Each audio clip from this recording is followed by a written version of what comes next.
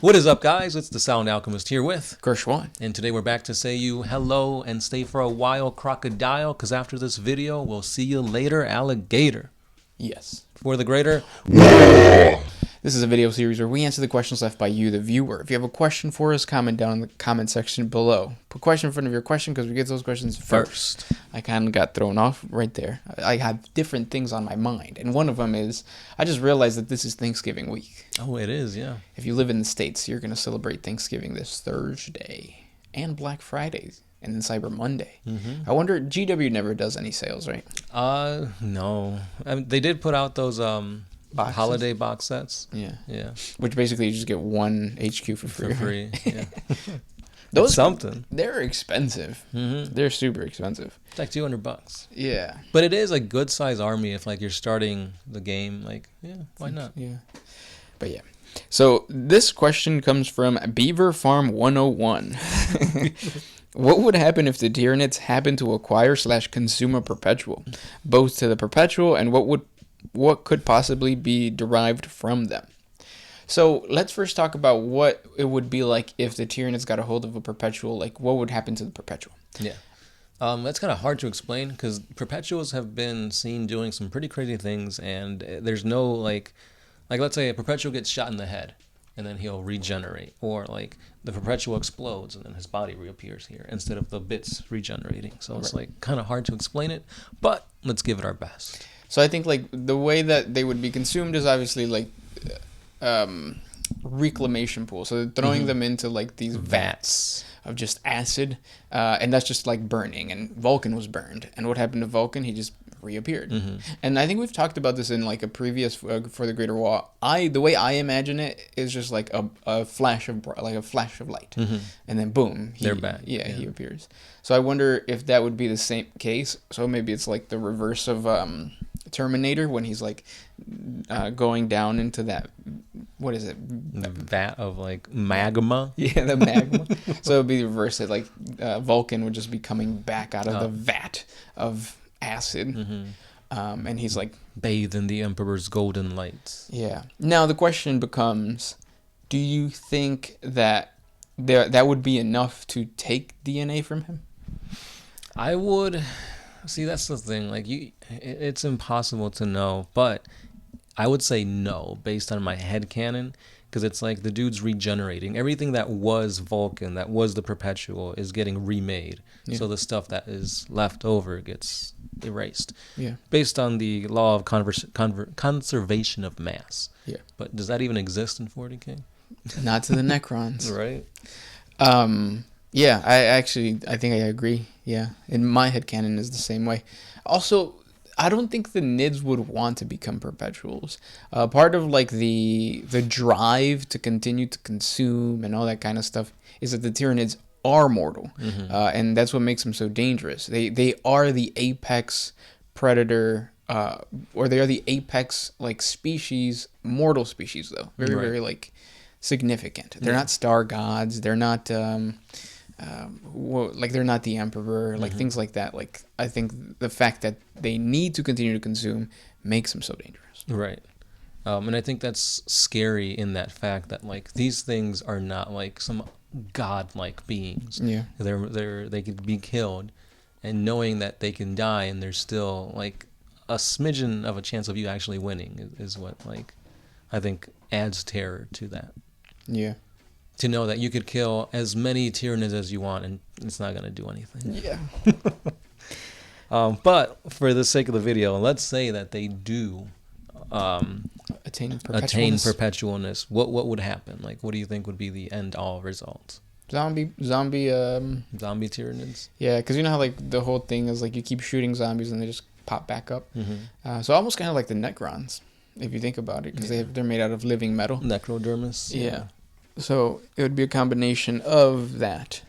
I've also gotten the question of like what would happen if Necrodermis was consumed by the Tyranids and then used to help them.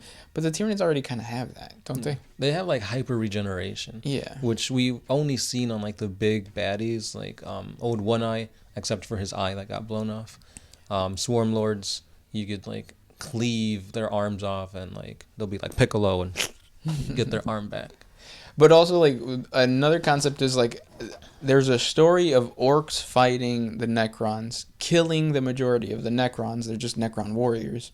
And then the Necron warriors, their bodies go back into the tomb world, they regenerate, and then new warriors come out. That's the same thing that the Termagants and Hormagaunts do. You can kill a mass of Termagants, and then that biomass just gets regenerated. So it's like, it's almost the same thing. But they come out slightly stronger because now they know the information of who they're fighting, how to fight against it.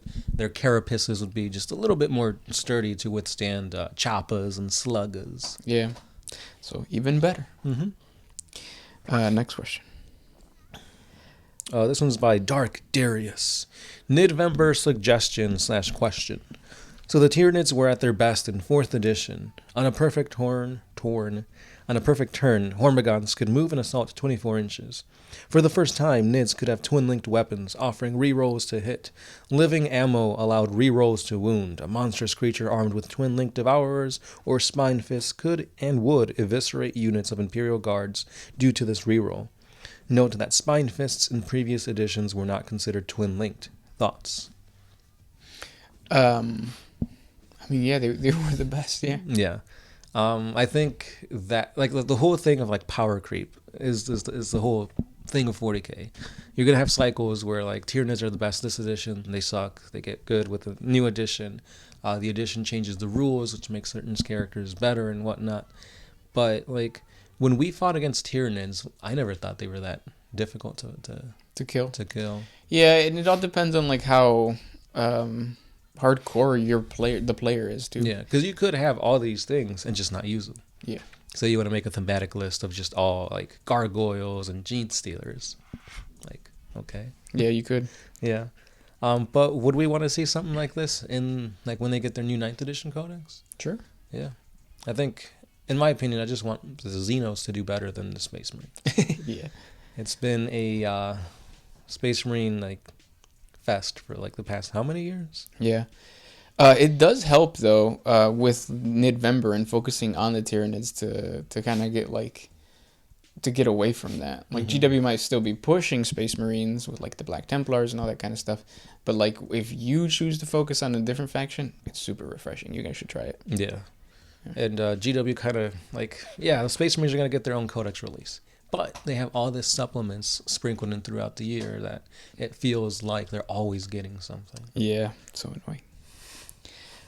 Next question comes from C.S. Franklin. Could the Tyranids destroy the Garden of Nurgle? I don't think so. Tyranids, like, they can't really do much to the powers of the warp. They can't consume demons, and the Garden of Nurgle is just a giant demon, basically. So no, I don't think that they can consume or they can do anything to the Garden of Nurgle. The best they can do is kill off humanity and weaken Nurgle. Yeah, because we've seen Drago do it to Nurgle. Like, he burned the Gardens of Nurgle. They just regenerate. Yep.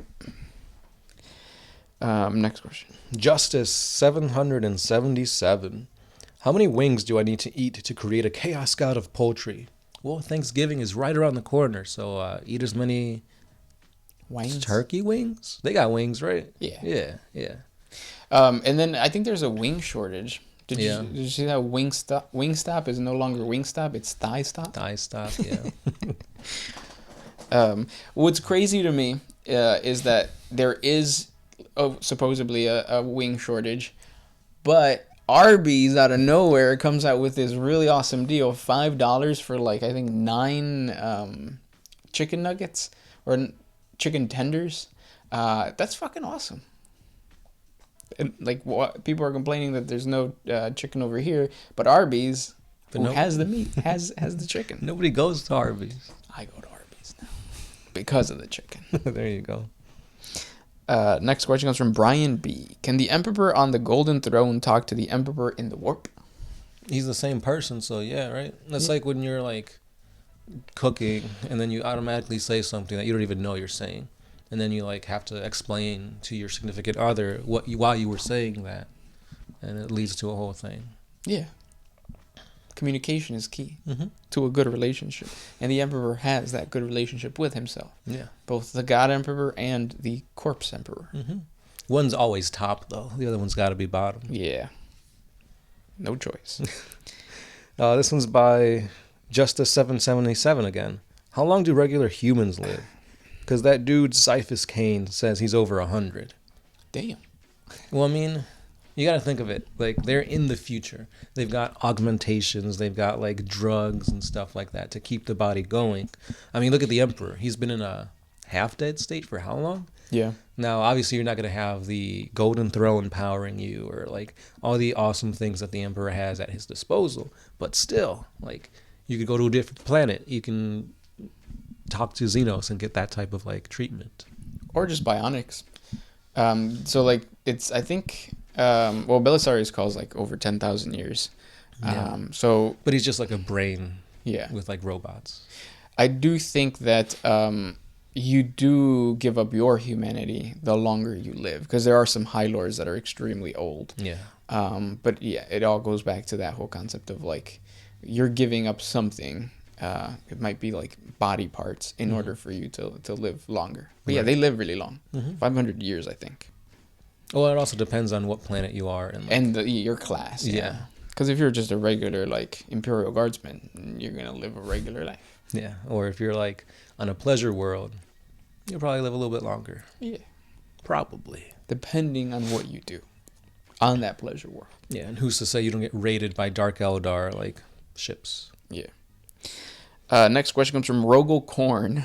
Do you think Tzeentch really knows what he's doing, or is he really just clueless and has to act like everything is going to plan? That's hilarious if that was the case. Shouldn't he have broken the fourth wall already somehow?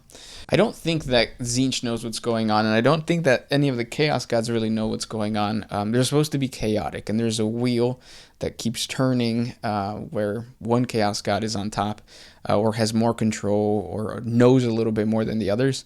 And ultimately, like, that's proven by the fact that, like, the Horus Heresy, if Chaos would have won, that would have hurt Chaos. Yeah. So it's just like one of those goofy moments of like they're doing things. They seem to be doing things just to do them. Yeah. But aren't we all? Yeah. Well, their purpose though, like I don't think there is a purpose. Their purpose is just to do, I guess. They're the Nike commercials. Just do it. Just do it. Next question. Area 609 Joe. I'm an old fan, so I apologize if my question sounds silly. Do fans know that Warhammer 40K is supposed to be satire? Or supposed to be? Or was it GW that forgot? A little bit of both. Yeah.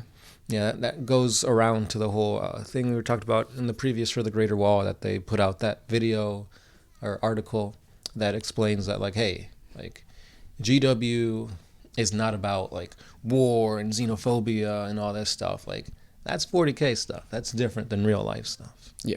Yeah, so if you want a more explanation on it, I recommend to check the previous Greater Wall where we talked about that. Yeah. Next question comes from Rogel Korn again.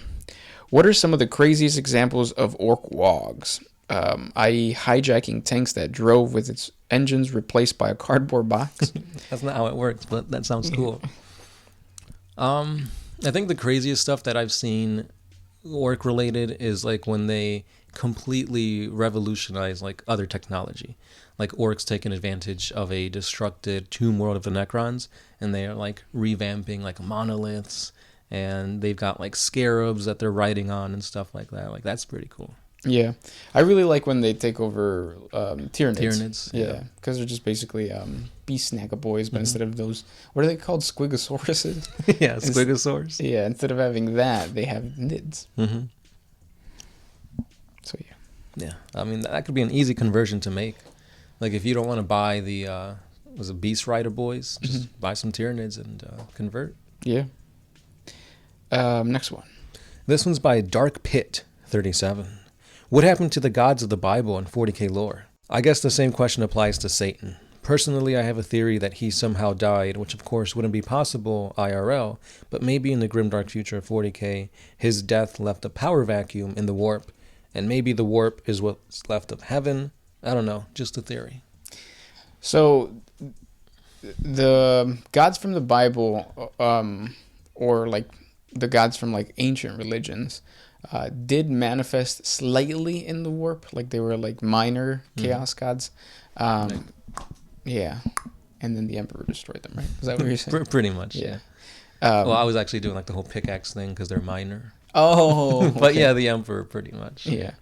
And then, so during the golden age of, or the dark age of technology, those religions kind of went away. Mm-hmm. They still existed slightly, but they weren't like the focal point like we have it now. Yeah. So when that goes away, the veneration for these gods go away, and their power in the warp doesn't Diminishes, exist. Yeah. And now everybody just worships the god emperor. Mm-hmm. Because you got to think like 40K isn't supposed to be like some distant, like unrelated world. It's supposed to be like us here and now, IRL, just all the way in the future.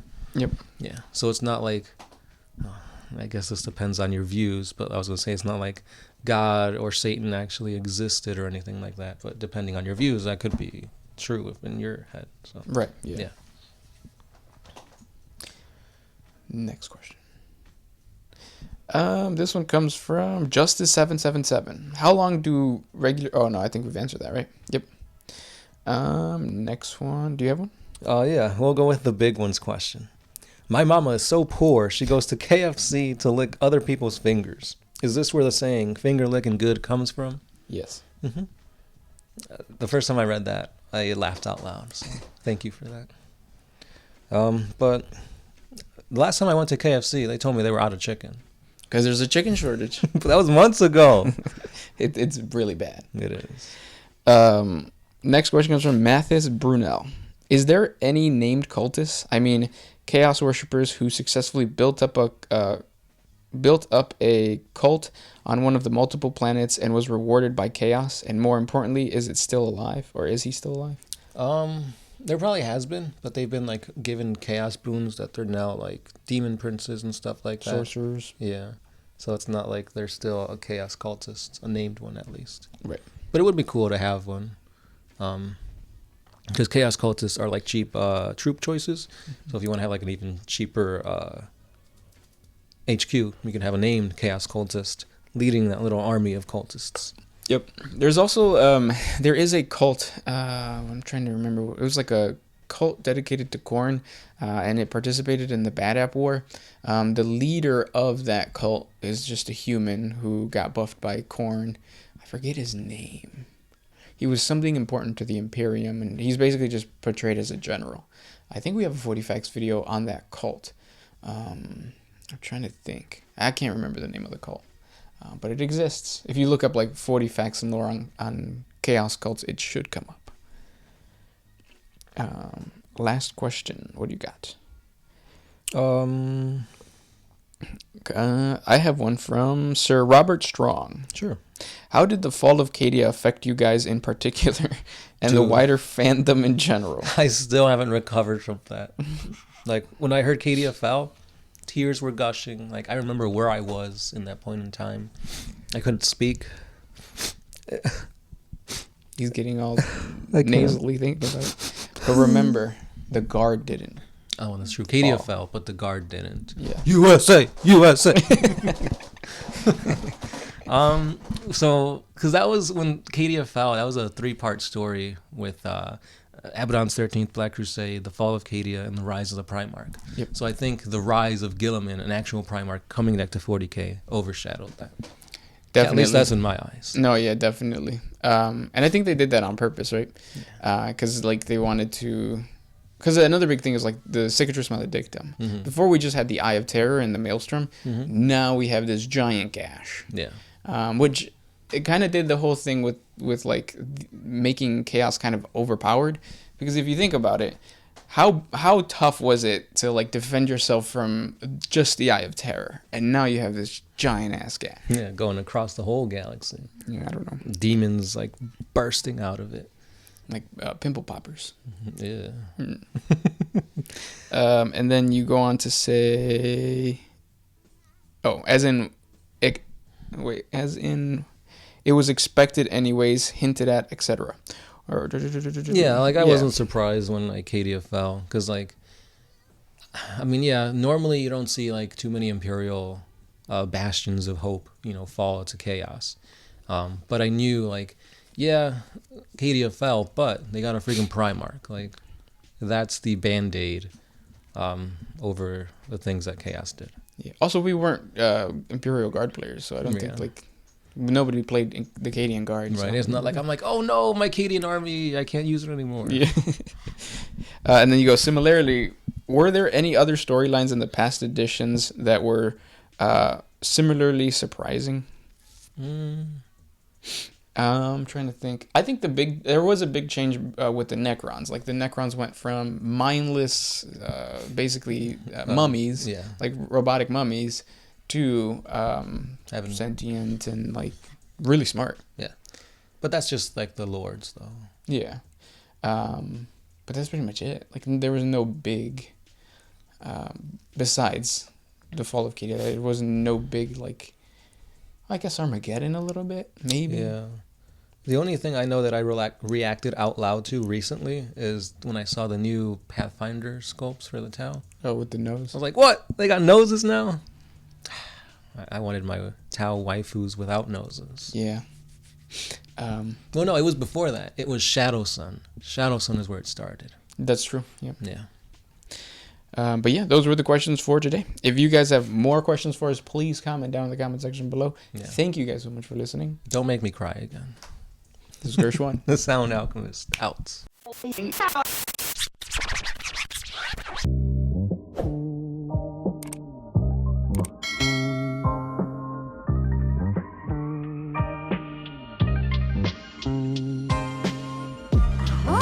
used to put my freedom first in any situation.